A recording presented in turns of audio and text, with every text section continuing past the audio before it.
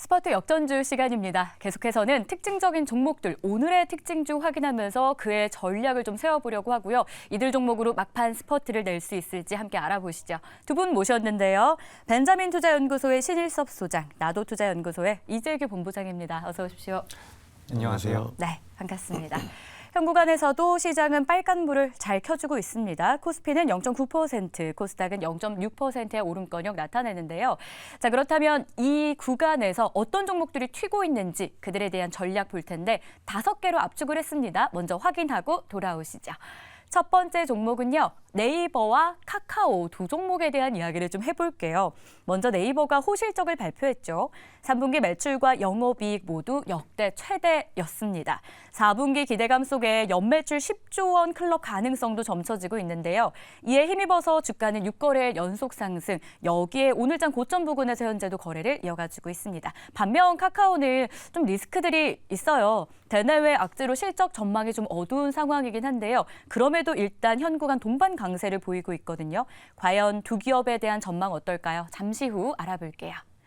자, 이어서 두 번째 종목은요. 게임주가 오늘 전반적으로 흐름 좋은 가운데 신작에 대한 기대감 있는 NC소프트입니다. 약 11년 만에 신작을 공개한다고 해서 관심이 모아지고 있고요. 어제 온라인 론칭 쇼케이스를 진행하면서 출시 일정을 다음 달 7일로 확정 발표를 좀 했습니다.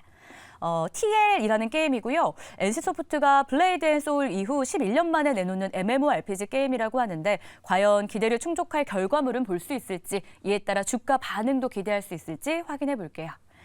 자, 다음 종목은 롯데관광개발입니다. 지난 10월 제주 드림타워 복합 리조트 내에 있는 외국인 전용 카지노 실적이 굉장히 좋았다라고 해요. 역대 두 번째 기록을 보였는데 사실 어제 이 소식에도 종가 강보합에서 마감을 했는데 오늘 오히려 반응이 더 뜨겁습니다. 현재 주가 롯데관광개발 5%가량 상승권을 보여주고 있는데요. 이런 견조한 강세 흐름 앞으로도 기대해봐도 될지 두 분께 여쭤보도록 할게요. 자, 다음은 SK이노베이션입니다. 역시나 호실적 기록했다라는 거 많은 분들이 아실 것 같은데요. 정유 사업 실적 개선, 여기에 배터리 사업 적자 축소로 3분기 어닝 서프라이즈였고요. 4분기 기대감까지 더해지고 있습니다. 이런 소식에 장중에 11%까지 고점을 높였다가 현재는 윗골이 달긴 했지만 6.5% 오름권역 유지해주고 있습니다. 마지막 종목 볼까요? 로봇주의 강세 속에 과연 도산 로보틱스 저희 어떻게 투자해야 되는지 고민 깊으실 것 같아서 준비해봤어요. 최근 3일간 꾸준히 상승을 보였고요. 워낙 상장 전부터 기대가 컸던 터라 상장 이후 오히려 재료 소멸로 조정을 받았었죠. 지금 반등하고 있는 이 구간에 올라타도 되는 건지 이 역시도 확인해 보도록 하겠습니다. 자, 이렇게 해서 5개로 압축을 했는데 아무래도 이 실적 잘 나온 기업들 좀 먼저 볼 거고요. 그 가운데 네이버와 카카오, 많은 분들의 궁금증을 자아내는 이 종목에 대한 투자 의견 들어보도록 할게요. 두 분 생각 어떨까요? 팻말 들어주세요. 네. 두 분 의견 엇갈렸는데 소장님 조금 가운데로 해주실까요? 좋습니다. 일단 네이버와 카카오 두 종목에 대해서 의견을 여쭙는데 좀 자세하게 들어봐야 될 것 같아요. 두 종목 다 O, X인 건지 아니면 이걸 뜯어보면 내용이 좀 다를 수도 있거든요. 신일섭 소장님 생각은 어떨까요? 일단 X였는데 두 기업 다 X입니까? 아니면 보고 계신 종목이 있으십니까? 네카오가 자웅동태처럼 같이 움직여버리기 때문에 네. 이 알고리즘이 깨지기는 힘들 거예요. 네카오가 한때 정말 그 엄청난 시세를 이루면서 둘 다 10위 안에 들어갔고 현대차, 기아도 제쳤었죠. 지금은 시가총액 6위가 현대차고 10위가 기아, 그리고 네이버는 9위, 카카오는 17위까지 빠져 있네요. 한때 현대차, 기아 제치고 네카오가 다 위로 올라갔었죠. 다 그래서 10위 안에 들고, 그래서 이런 것들이 어떤 시대의 변화를 얘기한다고 했었잖아요. 현대차, 기아는 전기차를 만들긴 하지만 레거시, 주식시장에서는 더 오래 있었으니까 레거시 종목이라고 할 수가 있겠고, 지금 네카오는 새롭게 신진 세력으로 들어와서 그리고 또 코스닥에서 이전했잖아요. 그러니까 그런 것들, 코스피의 터줏대감과 코스닥의 신진 세력이 들어온 그 대결, 혹은 오비와 YB의 대결, 혹은 레거시와 어떤 새로운 그 신성장 산업의 대결 이랬는데 지금의 기세는 네카오가 많이 꺾인 상태죠. 그리고 카카오는 아시다시피 사실 지금 굉장히 안팎으로 힘들죠. 안팎이라는 게 안에서는 이제 주주분들이 많이 돌아서 가지고 네. 하는 것마다 왜 골목 상권을 때리냐, 꽃배달까지 할 필요가 있느냐 뭐 라이언이 꽃 들고 있으면 사고 싶긴 하죠. 맞아요. 근데 뭐 사실은 뭐 배칠수 씨나 뭐 그 배칠수 씨도 좀 크긴 하지만 꽃다발 뭐 많잖아요. 네. 그렇기 때문에 배칠수 씨는 그래도 연예인이라고 하지만 연예인 아니고 기본적으로 일반인들이 꽃 배달하는 것도 많은데 그런 것까지 침해해야 되냐 이런 인식에다가 이제 또 정부에서까지 이제 또 대표적으로 윤석열 대통령이 그 말을 해버렸기 때문에 이번에 잘 보시면 뭐 라면 가격이라든가 밀가루 가격이라든가 정유사 뭐 가격이라든가 이제 하나둘씩 섹터별로 때리고 있잖아요. 근데 이제 카카오는 아예 그룹을 찍어가지고 그렇게 얘기를 해버리기 때문에 굉장히 좋지가 않은 상황이고 뭐 이번 정권 하에서는 이제 뭐 바짝 엎드려가지고 이제 그런 것들을 처리를 해야겠죠. 그 구미에 맞게. 그 다음에 네이버도 마찬가지입니다. 지금 사실 나올 카드가 다 나와버렸는데, 그쵸? 뭐 네이버가 챗GPT에 뭐 버금가는 뭐를 한다고 해가지고 내놨는데 별 볼 일이 지금 아무 주가의 움직임이 없었죠. 상당히 실망스러운 상황이었고. 그래서 네카오의 힘은 연말까지도 지금 계속 빠진 상태로 이어질 거라고 생각이 됩니다. 자웅동체라는 표현을 쓰면서 두 기업의 하나 된 움직임을 보이다 보니까 그에 대한 부담 그리고 각 기업의 이미 히든카드가 드러난 상황에서 연말까지 하락까지 예상되는 상황이었는데요. 그러면 이재규 본부장님은 반대로 매수 괜찮겠다라고 하셨거든요. 어떤 관점이셨을지요? 네, 저 같은 경우는 일단 네이버에 대해서는 매수가 가능하다라는 네. 의견을 드리고요. 카카오 같은 경우는 좀 긴 싸움이 될 것 같다. 그래서 당장에는 어쨌든 좀 리스크가 있는 상황입니다. 이런 사법적인 리스크까지 있는 상황이기 때문에 카카오는 이제 오늘 좀 올라오고는 있지만 좀 긴 싸움이 될 것이다라는 말씀을 먼저 드리고 싶고 네이버 같은 경우는 일단 뭐 10월 달까지 좀 견조한 모습, 9월 달까지 견조한 모습이 나오다가 AI가 이제 공개가 되면서 실망 매물이 굉장히 많이 나왔었습니다. 근데 오늘 실제로 실적이 나와 보니까 전반적으로 좀 괜찮았다. 그리고 네이버 측에서는 이 생성형 AI에 대한 분위기가 반응이 생각보다 좋았다라는 발언을 하면서 기대감이 어느 정도 반영이 되고 있는 부분이죠. 지금 이제 전 세계적으로 이런 매크로적인 리스크가 크기 때문에 앞으로 무조건 우상향할 것이다라고 말씀드리기에는 힘이 조금 붙이는 모습이긴 하지만 그래도 주가 자체가 굉장히 많이 빠져 있는 것은 맞습니다. 뭐 비대면 시대로 들어가면서 관련 기업들이 시세를 보여줬고 그 이후에 굉장히 장기간 하락을 하고 있는데 네이버 같은 경우는 이제 여기서는 어느 정도 반발 매수세가 지속될 가능성도 있다라고 보고 있습니다. 그렇기 때문에 저는 네이버는 좀 긍정적으로 보고 있고 카카오는 부정적이라기보다는 좀 네, 긴 긴 싸움이 싸움. 될 것 같다. 이렇게 정리 드리도록 하겠습니다. 알겠습니다. 네이버에 대해서는 매수 의견 일단 지금 상황 괜찮지만 카카오의 경우에는 긴 싸움을 예상하고 들어가야 한다라는 이 전제도 함께 기억해 주시면 좋을 것 같고요. 일단 네이버, 카카오 두 분의 의견은 살짝 엇갈리긴 했습니다. 여러분도 참고해 주시고요. 다음 종목 볼까요? NC소프트 준비해 봤는데 이 종목은 신작에 대한 기대감이 강하게 오늘 좀 반영이 되고 있습니다. 약 한 달 뒤에 TL이라는 게임이 공식적으로 출시가 된다고 하죠. 지금 저희 담아봐도 괜찮을까요? 팻말 들어주세요. 네, 다시 한번 엇갈렸습니다. 신일섭 소장님의 X 의견부터 챙겨보고 싶은데요. 시장에서 게임주 사실 저희가 경험을 했잖아요. 신작 나왔지만 주가는 뜨뜻미지근했던 올 한 해의 경험. 이게 또 이어질 것으로 저희가 예상해도 되겠습니까? 네, 일단 뭐 전체적인 흐름을 보죠. 네이버, 카카오를 부정적으로 얘기했잖아요. 근데 네카오보다 NC소프트는 더 심각하거든요. 그래요? 일단 차트를 보시면 좋을 것 같아요. 뭐 연봉 차트를 자주 볼 필요는 없기 때문에 제가 가끔 보여드릴 때마다 그것만 인식하시면 될 것 같아요. 코스피의 연봉 차트인데 네. 코스피는 지금 투자해야 되나요? 안 해야 되나요? 지금 투자할 때죠. 코스피는 뭐 고금리고 어쩌고 뭐 이스라엘 팔레스타인 전쟁에 상관없어요. 왜냐하면 2008년 금융위기와 2020년 그 코로나 그다음에 1998년도에는 IMF가 있었는데 그때는 10년이 되지 않았기 때문에 어쨌든 10년 위기설이 지금 진행이 또 진짜 되고 있거든요. 10년이나 12년마다 그런 큰 사건들이 일어나요. 근데 2008년부터 10년선이 있는데 1998년부터 10년선이 있는데 2008년도 그 서브프라임 때랑 2020년 금융위기 때도 10년선을 깨지 않았죠. 근데 지금 10년선에 있죠. 코스피는. 그러면은 여러분들이 코스피가 세계 금융 위기라던가 지금 아니면 뭐 코로나 위기 때보다 심각하게 다칠 것 같다고 생각하면은 안 하는 건데 그럴 가능성이 적죠. 네이버나 카카오도 제가 부정적으로 얘기를 했지만 가격적으로는 10년선에 왔기 때문에 가격적으로는 저점 부근에 왔다는 걸 볼 수가 있죠. 근데 NC소프트 어떻게 됐죠? 10년선마저 이탈됐죠. 그게 왜 중요하냐면은 2020년도 뭐 코로나, 물론 NC소프트 같은 거는 게임이니까 집에서 한다고 해서 코로나여도 올랐으니까 그건 그렇다고 치면 2008년도 보세요. 2008년, 2009년도 서브프라임 때도 NC소프트는 10년선을 깨지 않았죠. 근데 지금은요. 그렇죠?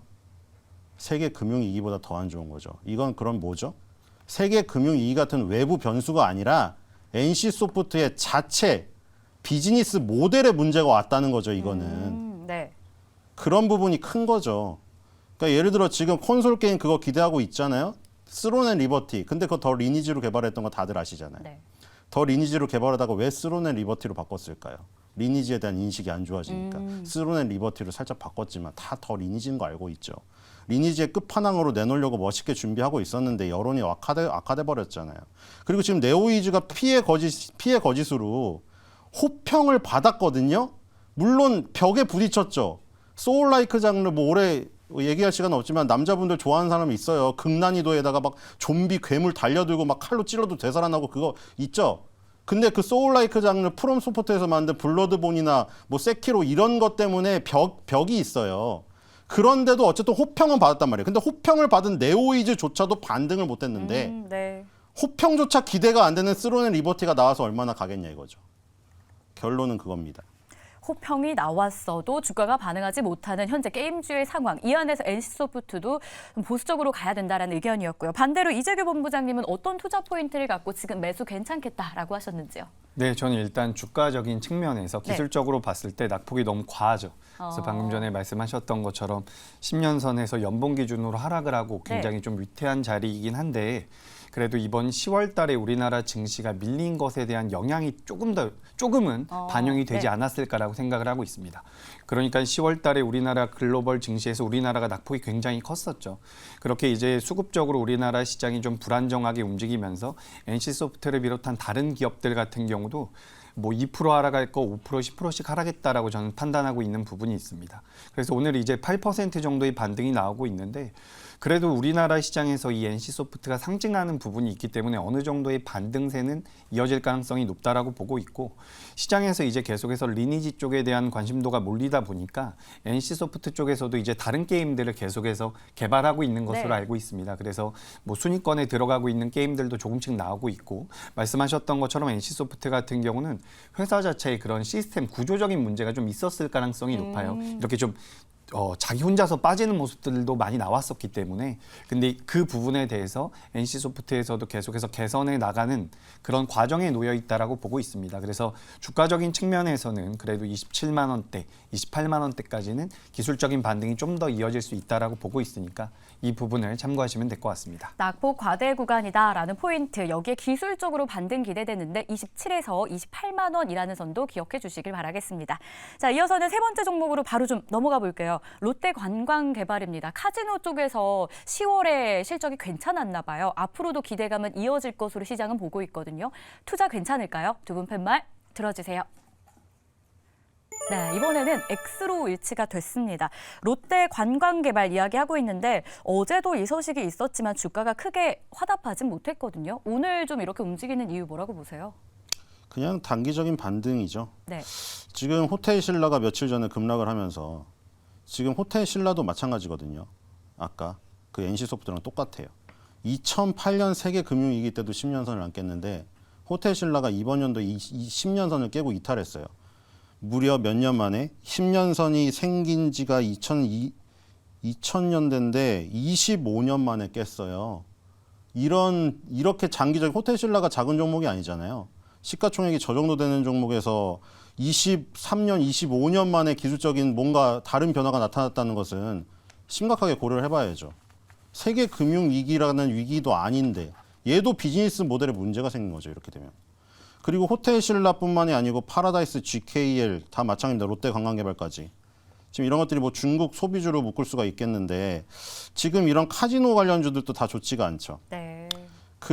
이런 부분에서 카지노 관련주의 반등은 일시적일 뿐일 수밖에 없다는 생각이 들고 뭐 중국인 관광객이 다시 들어와가지고 뭐 부흥을 일으킬지 모르겠으나 그게 이제 아주 정점까지 갈 때까지는 상당히 어렵다는 생각이 듭니다. 카지노주의 지금 반등 일시적일 가능성이 높다라고 신일섭 소장의 의견이었는데 그러면 이재규 본부장님 생각은 어떠세요? 일단 증권가의 리포트를 이렇게 좀 찾아봤더니 지갑이 얇아져도 간다라면서 카지노에 대한 생각을 좀 담아냈더라고요. 일단 긍정적인 시각이었는데 두 분 다 X의 의견을 주셔서 본부장님 생각은 어떨까요? 네, 일단 저는 롯데관광개발 같은 경우는 중순쯤에 8월 달, 9월 달에 많은 부분들이 반영이 됐다라고 보고 있습니다. 그 네. 이후에 이제 뭐 생각보다 더디다라는 소식이 나오면서 많이 하락을 했죠.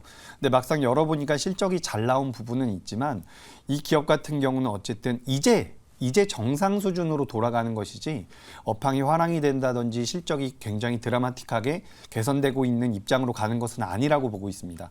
그렇기 때문에 현재 시장에서 기술적인 반등은 좀 더 이어질 수 있겠지만 네. 우리가 이제 중국 쪽에 대한 사업부를 가지고 있는 기업들, 뭐 롯데관광개발도 마찬가지고요. 화장품 관련주들도 마찬가지고 우리가 예전에 이제 전통적으로 중국 쪽에 대한 수혜를 받을 수 있다라고 판단했었던 그런 기업들에 대해서 그만큼 매출이 안 나오기 시작을 하고 있다라는 겁니다. 그래서 이런 구조적인 변화, 그러니까 예전에는 중국 사람들이 우리나라에 들어오면 무조건 돈을 쓰고 이런 모습이었다라고 한다면 그런 정도가 굉장히 완화됐다라는 거죠. 줄어들었다라고 볼 수가 있는 거죠. 그래서 이게 전 세계적인 글로벌 리하게 그 소비가 계속해서 줄어드는 모습들 이런 부분들 때문에 좀 부담을 갖고 있지 않을까라고 생각을 해서 우리가 이제 주식 투자라는 입장에서 가장 좋은 종목군이나 가장 좋은 업종을 선별한다라고 했을 때 그런 관점으로 접근을 해본다면 롯데관광개발 같은 경우는 중장기적인 성장성을 보기에는 좀 무리가 있을 거라고 보고 있습니다. 알겠습니다. 지금 오르는 거 추가적으로 단기 상승은 뭐 가능할 수는 있겠지만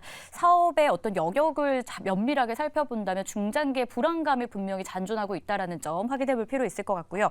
자, 그러면 실적주 하나 더 볼까요? SK이노베이션입니다. 어닝 서프라이즈를 기록했어요. 두 분 생각은 어떨까요? 일단 현 구간에서 SK이노베이션 6% 급등하고 있거든요. 올라타도 될지 팻말 들어주세요.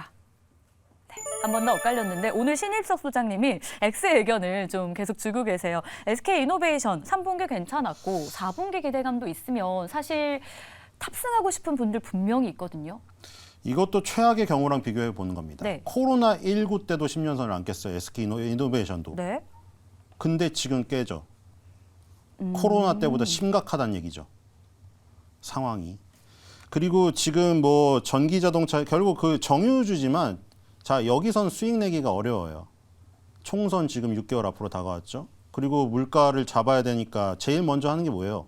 서민의 술, 소주값, 라면값, 밀가루값, 계란값, 휘발유값 이런 건 통제에 들어가죠. 만약에 유가가 올라가지고 여기서 더 상승을 한다. 그럼 휘발유, 경유, 등유값을 잡아버리겠죠. 그럼 이득을 못 내요. 그러면 이제 SK이노베이션은 뭐 2차 전지를 기대를 해야 되는데 자 우리가 처음에 얼리 어답터들이 가격이 엄청 비싸잖아요. 저는 절대 처음 나오면 안 사거든요. 뭐 휴대폰이든 노트북이든 그래요? 자동차든 네. 처음에 나올 땐 가격이 엄청 세죠. 좀 낮춰지면 그때 사십니까? 그러니까 가격이 비싸서 안 사는 것도 있지만 베타 테스터가 되기 싫어서 안 사는 것도 있어요. 물론 가격 때문에 더 안 사는 거죠, 솔직히. 네. 근데 처음에 그럼 막 사는 사람들은 누구냐? 가격에 대한 가치를 낮게 보는 사람들. 가격은 상관없어요. 아무리 비싸게 주고 내가 사더라도 남들보다 먼저 했다는 우월감. 아니면 뭐 이런 그 트렌드 세터가 됐다는 그런 자부심. 그런 거에 가치를 두는 사람들이거든요. 테슬라는 지금까지 그렇게 해왔죠. 테슬라가 가격 인하를 했던 적이 없어요, 지금처럼. 처음엔 왜냐면 전기차를 처음 접하는 사람들이 테슬라를 처음에 접해서 타보고 싶고 이 테슬라를 자랑하고 싶었으니까. 근데 지금은 이제 가격 인하를 바라보는 사람들만 있죠. 왜냐면 벤츠에서도 나오고 BMW에서도 나오고 현대차에서도 나오고 기아에서도 나오는데 굳이 그럼 테슬라에 대한 뭐 그런 어떤 브랜드에 뭐 먼저 접근한다거나 이런 이 인지가 없는 사람들이 이제는 기다리고 있는 거죠. 싸지기를. 그러면 이제 테슬라가 가격을 인하하면은 다른 데도 다 인하를 할 거고. 그럼 누구를 때리겠냐? 그럼 배터리에 압박을 하겠죠. 우리 옛날에 맨날 무슨 테슬라가 배터리 내재화를 하느니 뭐 단가 인하 압력을 하느니 이런 얘기는 먼 미래의 얘기로 알고 있었잖아요. 당연히 초반 시장에는 그럴 일이 벌어질 리가 없어요. 근데 이제 나중에 성숙화된 시장에 되면 그게 일어나는 거죠. 단가 후려치기라던가 내재화의 가능성. 이런 것들이 다가오다 보니 점점 더 힘들어질 수밖에 없는 거죠. 물론 거기서 뭐 테슬라가 완전 자율주행차로 가서 한 단계 뛰어넘어 버리면은 또 다른 세계가 열릴 수도 있습니다. 근데 어쨌든 지금은 굉장히 뭐 배터리 부분에서 그 압박이 다가올 가능성이 있다는 생각이 들고, 그래서 지금 그런 부분 때문에 특히나 뭐 LG 에너지 솔루션도 힘든데 SK 오늘 갖고 있는 3등인 막내가 네. 혼자서 뭐 독보적으로 나갈 리가 만무하다. 이런 생각이 듭니다. 알겠습니다. 이재규 본부장의 의견으로 바로 넘어갈게요. 매수 괜찮겠다라고 SK 이노베이션 의견이었거든요. 네, 저는 좀 단기 의견입니다. 아. 우리가 그러니까 지금 2차 전지 같은 경우는 낙폭이 굉장히 크죠. 네. 제가 그래서 지난주나 뭐 이번 주에도 계속해서 2차 전지가 없는 분들 같은 경우는 맞아요. 좀 관심 있게 보실 필요가 있다라는 말씀을 드렸는데, 이게 이제 기술적인 반등에는 어느 정도 들어와 있다라고 보고 있습니다. 어제랑 오늘 좀 반등폭이 커서 이제 좀 여력이 많이 남진 않았을 거라고 보여지는데, 단기적인 반등, 기술적인 반등은 좀 더 이어질 것이라고 보고 있고, 장기적인 관점 같은 경우 우리가 전기차에 대한 부분들을 계속해서 살필 필요가 있다라고 보고 있습니다. 그래서 저도 전체적인 큰 뷰 같은 경우는 방금 전에 신일섭 소장님과 비슷한 의견이기 네. 때문에 내용을 좀 참고하셨으면 좋겠고, 단기적으로는 이제 기술적인 반등, 산다의 의견을 말씀드리도록 하겠습니다. 좋습니다. 깔끔하게 정리가 됐고요. SK 이노베이션까지 확인해봤고 마지막 종목 남겨두고 있습니다. 두산 로보틱스인데요. 로봇의 대장주죠. 기대감도 컸고요. 실망감도 최근에 좀 컸습니다. 지금 이제 반등의 시그널로 봐도 되는지 궁금하실 것 같은데요. 두 분 OX 카드 들어주세요. 두 분 다 두산 로보틱스에 대해서 안 산다 일치가 됐습니다. 지금의 반등 잠깐의 꿈이다. 뭐 이렇게 보십니까? 뭐 일단 이번 연도에 가장 뜨거웠던 한 해는 보낸 것 같고요. 내년도까지도 이번 연도에 가장 뜨거웠던 것을 점령할 수 있을지 저는 그런 의문이 들어요. 지금 일단 뭐 로봇주들이 오늘 다 좋죠. 오늘 반등을 하니까요. 두산 로보틱스, 그다음에 레인보우 로보틱스, 그다음 뉴로메카 이렇게 협동 로봇이고 인간하고 같이 일하는 애들이죠. 주로 푸드앤베버리지에서 지금 카페나 치킨집 이런 데서 사장님들은 만나고 계시죠. 이제 곧 뭐 소비자들도 만날 거예요. 서빙 로봇이 나오니까. 그다음에 에브리봇 같은 청소 로봇도 지금 반등을 하고 있고요. 로보티즈 같이 이렇게 호텔에서 일개미 집개미 아시죠? 저기 가시면은 뭐 밖에 바베큐장에 배달해주고 다시 회수해서 가요, 로봇이. 네. 그런 것도 지금 다 반등을 하고 있거든요. 로보티즘 마이너스긴 한데 어쨌든 이런 것들이 지금 이번 달에 다시 양봉을 내고 있긴 한데, 지금 다시 고점으로 가려면 얘네가 다시 주도주로 가야 되거든요. 근데 지금 주도주가 로봇이 다시 주도주로 나서기에는 좀 저는 어렵다는 생각이 들어서 손실을 보신 분들이 조금 손실을 줄이거나 아니면은 약간 물을 타가지고 다시 이익을 낸 다음에 나오는 방식, 이런 기회로 삼는 게 어떤가 그런 생각입니다. 신규 진입은 그럼 아니고요. 그러니까 신규 진입을 하는 사람은 그거죠. 단가를 조금 낮춰서 손실을 이득으로 바꾼 다음에 나오기 위한 네. 신규 추가 매수는 좋다. 그러니까 기존 보유자 입장에서 손실을 만회하기 위한 추가 매수는 근데 가능하다. 여기서 왕창 실어가지고 네. 그렇죠? 뭔가를 다시 뭐 2023년 9월 달 같은 흐름을 기대하면서 그건 어렵겠다. 너무 아쉬우니까 다시 한번 그런 기회가 오겠지 하는 거는 좀 확률이 낮지 않을까 그런 생각이 듭니다. 이재규 본부장님도 역시 동일하게 X 의견이었거든요. 네, 저는 이제 로봇 산업이나 뭐 산업 자체는 굉장히 네. 좋게 보고 있습니다. 특히 상반기 때 강했었던 AI와 로봇 같은 경우는 최근에 반등 나올 때 이제 또 빠르게 반등을 주면서 이제 주가적인 흐름은 기대가 되는데, 두산 로보틱스 같은 경우는 아직까지 영업이익이 나오지 않고 있는 상황입니다. 시가총액이 3조 정도를 가지고 있는데, 우리나라 상장되어 있는 기업들 중에서 시가총액 3조 기업 중에서 영업이익이 이렇게 안 나오는 기업들이 많지가 않아요. 네. 그래서 우리가 주식 투자를 함에 있어서 내가 꼭 로봇 관련주를 하겠다라고 한다면 당연히 괜찮다라고 생각할 수도 있지만, 우리가 이제 투자를 하는 관점에서 가장 좋은 종목군에서 가장 좋은 종목을 선택한다라는 네. 관점을 봤을 때는 두산 로보틱스보다는 좀 더 좋은 기업들이 많지 않을까. 지금 뭐 반도체 같은 경우도 사실 뭐 SK하이닉스 같은 경우는 어느 정도 고점이 나왔다라고 보여지는 부분도 있지만, 이제 막 움직이고 있는 장비주들 같은 경우는 충분히 상승할 여력이 있기 네. 때문에 그런 관점에서 생각을 해보신다면 두산 로보틱스보다는 좀 더 시장에서 부각될 수 있는 종목군들로 포트를 좀 꾸려가시면 도움이 될 것 같습니다. 알겠습니다. 이렇게 해서 여러분들이 궁금해하실 만한 오늘장 튀는 종목 봤고요. 전략도 세워드렸습니다. 도움되셨길 바라면서 저희는 여기서 마무리할게요. 고생하셨습니다.